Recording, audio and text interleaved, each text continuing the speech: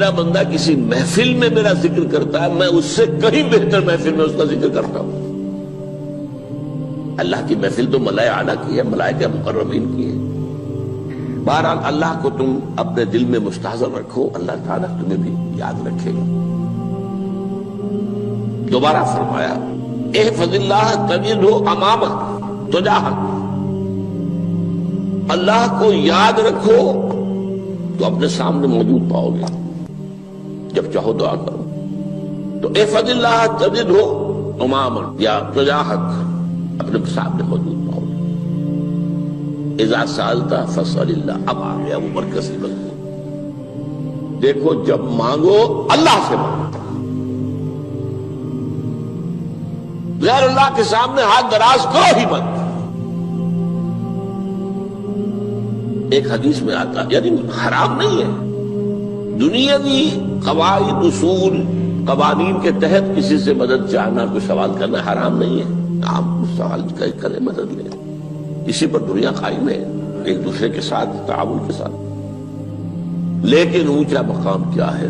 کسی سے سوال مت کرو سوائے اللہ، یہاں تک کہ جوتے باندھنے کا تسمہ تمہیں درکار ہے تو بھی کسی سے مت مانگو، اللہ سے مانگو۔ کیا پتہ اللہ کس کے دل میں ڈال دے اور وہ آ کے تمہیں تسمہ پیش کر دے۔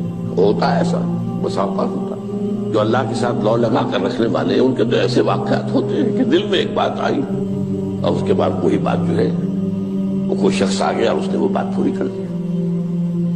کیونکہ لوگوں کے دل جو ہے وہ تو اللہ کے دو انگلیوں کے مابین جو چاہتا پھر دیتا۔ کیا پتہ اللہ کسی فرشتے کو انسانی شکل میں بھیج دے، آتا ہے فرشتہ، آتا ہے انسانی شکل میں، آتا ہے آپ کی تکلیف کو رفع کر دے، آپ کی ضرورت کو پورا کر دے، اسی سے مانگو، کسی اور سے مانگو۔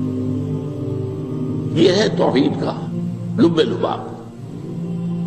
یوں سمجھیے اسلام کی جڑ کیا ہے؟ ایمان۔ اسلام کا جو خارجی نظام عمل ہے، انفرادی اعمال ہو، اجتماعی ہو، ان سب کی روح رواں کیا ہے؟ ایمان۔ ٹھیک، ایک بات ہو گئی۔ ایمان کا خلاصہ لب لباب کیا ہے؟ ایمان باللہ۔ جیسے ایمان بالآخرہ بھی ہے، ایمان بالملائکہ ہے، ایمان بالانبیاء ہے، ایمان بالرسل ہے، ایمان بالکتب ہے، ایمان بالقدر ہے، لیکن اصل ایمان، اسی لیے ایمان مجمل میں آپ کو معلوم ہے کسی اور چیز کا ذکر نہیں۔ آمنت باللہ کما ہوا باسمائہ وصفاتہ وقبلت جمیع احکامہ اقرار باللسان وتصدیق بالقلب۔ یہ ایمان مجمل ہے، اجمالی طور پر ایمان اس کا نام ہے۔ ہاں مفصل تفصیلی طور پر آمنت باللہ وملائکتہ وکتبہ ورسلہ والیوم الآخر والقدر خیرہ وشرہ من اللہ تعالی۔ تو اسلام کی جڑ ایمان، اور اسلام کا سارا جو نظام عمل ہے، چاہے انفرادی اعمال ہو چاہے اجتماعی، ان سب کی روح رواں ایمان، اور ایمان کا خلاصہ ایمان باللہ۔ اور ایمان باللہ کا اصل حاصل وہ ہے جو اس حدیث میں آ رہا، اس کے دو ہیں تقاضے، عبادت صرف اسی کی، استعانت صرف اسی سے۔ اس لیے میں نے سورہ فاتحہ کا تذکرہ شروع میں کیا۔ یہ عبادت کا جوہر ہے، عبادت کا جو ہے یہ ایمان کا حاصل، عبادت صرف اس کی ہے اور استعانت صرف اس سے۔ استعانت ہی میں سوال بھی آ گیا، یہ بھی مدد ہے۔ آپ کسی سے کچھ مدد مالی چاہ رہے ہیں یا کوئی اور مدد چاہتے ہیں، کسی کام میں مدد چاہتے ہیں، جیسے میں نے کہا تھا کہ سفارش کرانا چاہتے ہیں، یہ بھی مدد ہے۔ وَإِذَا اسْتَعَنْتَ فَاسْتَعِنْ بِاللَّهِ، اور جب مدد مانگو صرف اللہ سے مانگو۔ اور وہ سارے الفاظ یاد کر لیے، استدعاء، استعانت، استغاثہ۔ یہ جو غوث اعظم سے استغاثہ کیا جاتا ہے یہ تو شرک ہے۔ استغاثہ اللہ سے، دعائی اللہ کی، اس اعتبار سے استمداد، استعانت، استدعاء، استغاثہ، یہ سب اللہ سے، صرف اللہ سے۔ عبادت صرف اللہ، ایاک نعبد، اور استعانت صرف اللہ سے، مانگو صرف اللہ سے، جب مدد طلب کرو صرف اللہ سے۔ اور جان لو اگر تمام لوگ جمع ہو کر تمہیں کوئی فائدہ پہنچاؤں گے، نہیں پہنچا سکتے، الا بشیء قد کتب اللہ لک وان اجتمعوا علی ان یضروک بشیء لم یضروک الا بشیء قد کتب اللہ علیک. اگر سب مل کر چاہیں تمہیں کوئی نقصان پہنچا دے نہیں پہنچا سکتے مگر وہی کچھ جو اللہ نے تمہارے لیے لکھ دیا. اب بتائیے خوف کی جڑ کٹ جائے گی کہ نہیں؟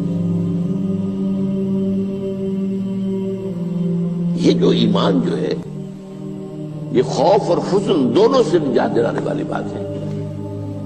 جو حقیقی مومن ہے وہ اللہ کا ولی ہے. حقیقی مومن وہ اللہ کا ولی ہے. اور الا ان اولیاء اللہ لا خوف علیہم ولا هم يحزنون. یہ اولیاء اللہ کو علیحدہ مخلوق نہیں ہے, کوئی ان کے سر پہ سینگ نہیں ہوتے, انسان ہی ہوتے ہیں. لیکن حقیقی معنی میں مومن ان اعتبارات سے جو آج ہم پڑھ رہے ہیں ایمان اس درجے کا پہنچ گیا تو اللہ کا ولی ہے. ان لوگوں کے خوف کس بات کا ہوگا؟ کس سے خوف کروں؟ اس کے ہاتھ میں کچھ ہے ہی نہیں. اور اگر کچھ اللہ نے میرے لیے لکھ دیا وہ آ کر رہے گا, چاہے میں لاکھ گڑ گڑاؤں تو اس کے سامنے کہ مجھے چھوڑ دے. اگر اللہ نے لکھا ہوا ہے وہ تو آئے, تو کاہے کو اس کے سامنے گڑ گڑانا, کاہے کو جب بسائی کرنا اس کے سامنے. اور کسی کے ہاتھ میں کچھ ہے ہی نہیں, میرا خیر ہے ہی نہیں, کاہے کو خوشامد کرو اس کی. اور سنیے, رفعت الاقلام. دیکھو نوجوان, قلمیں اٹھا لی گئی ہیں, وجفت الصحف, اور جو رجسٹر ہیں صحیفے ان کی سیاہی خشک ہو چکی ہے. یہ ہے وہ اللہ کا علم, اس میں ہر شے لکھ دی گئی ہے, اس کی قلم اٹھا لیے گئے.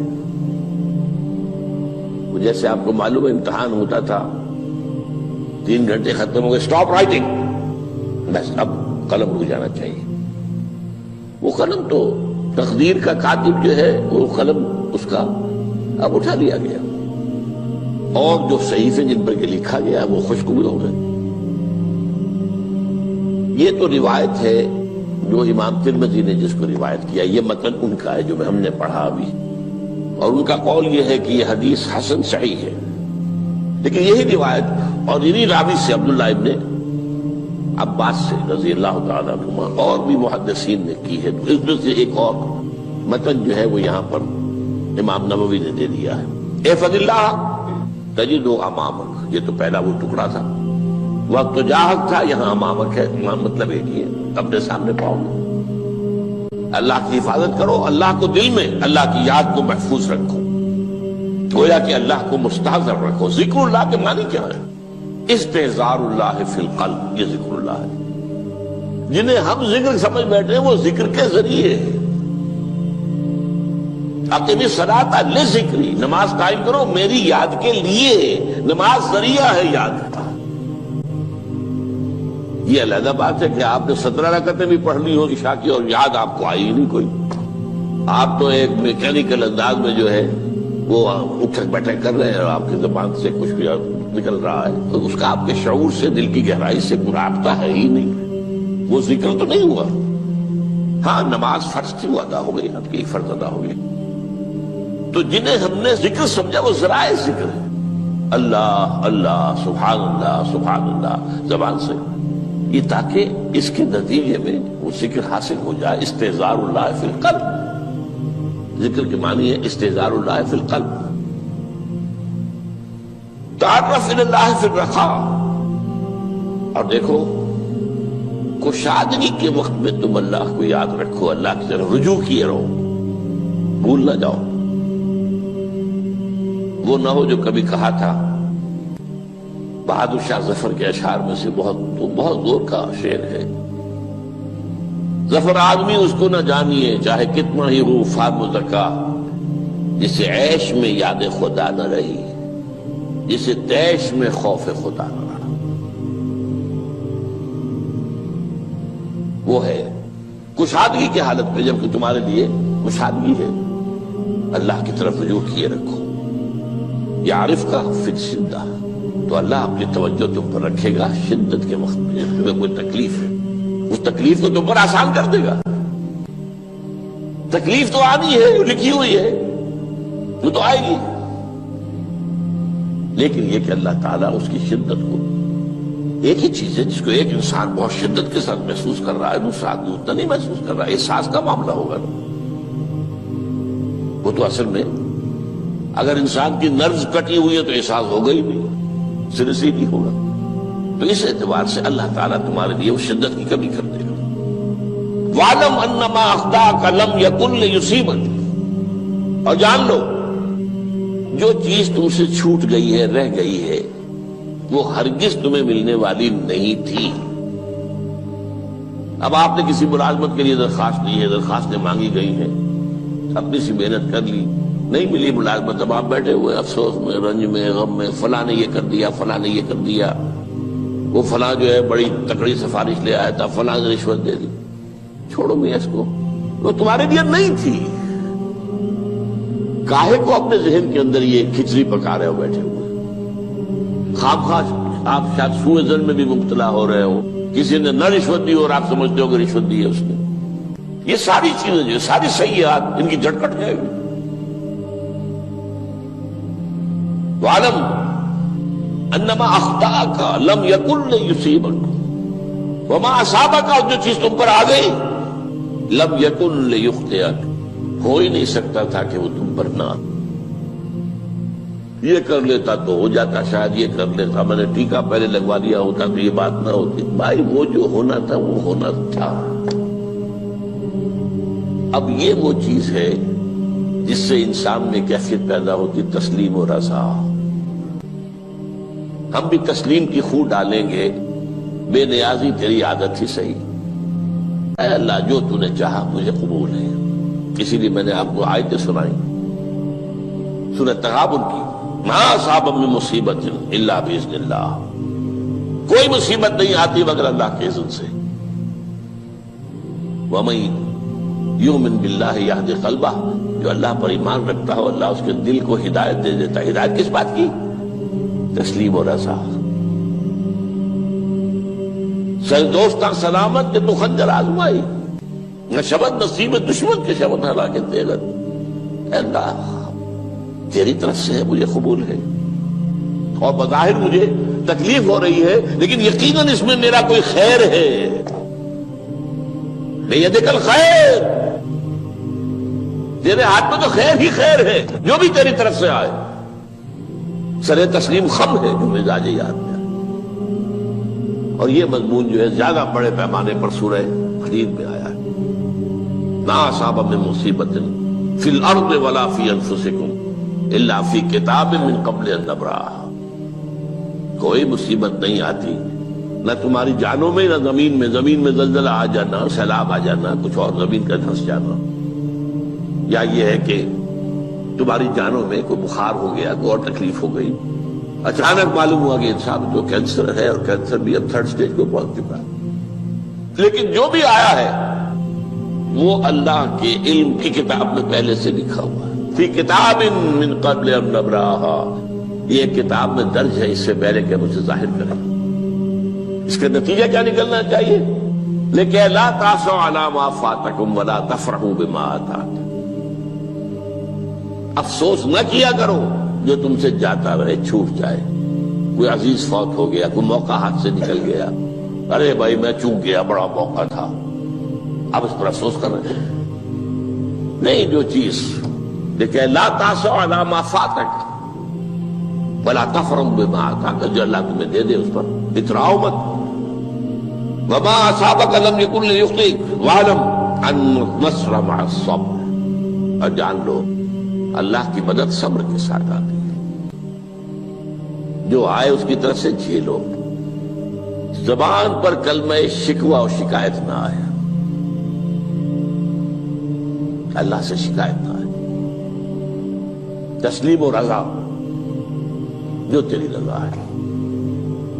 تیری صحت ہمیں منظور ہے لیکن اس کو، مولانا محمد علی جوہر ایک مرتبہ جیل میں گئے، ایک بیٹی بیمار ہوئی، فوت ہو گئی، اس کے بعد دوسری مرتبہ پھر جیل میں گئے، دوسری بیٹی کو وہی بیماری ہوئی، جیل میں اطلاع ملی کہ بیٹی کو یہ بیماری ہو گئی ہے، تو خط لکھا ہے اشعار کی شکل میں، کا آخری شعر یہ ہے، تیری صحت ہمیں منظور ہے لیکن اس کو نہیں منظور تو پھر ہم کو بھی منظور۔ ہم تو چاہتے ہیں میں بیٹی کے تجھے شفا ہو جائے، اسے منظور نہیں تو پھر ہمیں بتا۔ وَاعْلَمْ أَنَّ النَّصْرَ مَعَ الصَّبْرِ وَأَنَّ الْفَرَجَ مَعَ الْكَرْبِ۔ فرج، فراخی، کھل جانا کسی چیز کا، یہ ہے کرب کے ساتھ، تکلیف کے ساتھ، تکلیف ہوتی ہے ساتھ۔ اللہ نے قانون بنایا ہے دنیا کا۔ اب آپ اندازہ کیجئے بچے کی ولادت میں ماں کو کتنی تکلیف اٹھانی پڑتی ہے۔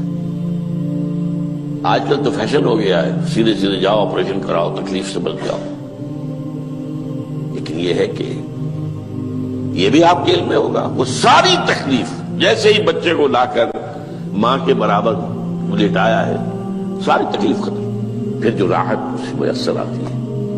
ان الفرج مع الکرب وان مع العسر یسرا، اسی لیے میں نے وہ آیتیں بھی پڑھی تھی، ان مع العسر یسرا ان مع العسر یسرا۔ اس دنیا میں یہ اللہ نے نظام بنایا ہے، سختیاں جھیلنی ہی ہوں گی۔ لقد خلقنا الانسان فی کبد، ہم نے انسان کو پیدا کیا مشقت۔ ستا اٹھ کے کوئی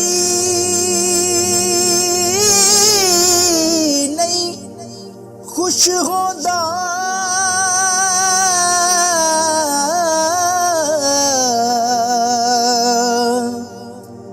بڑے ستے جگا کے میں ویکھیا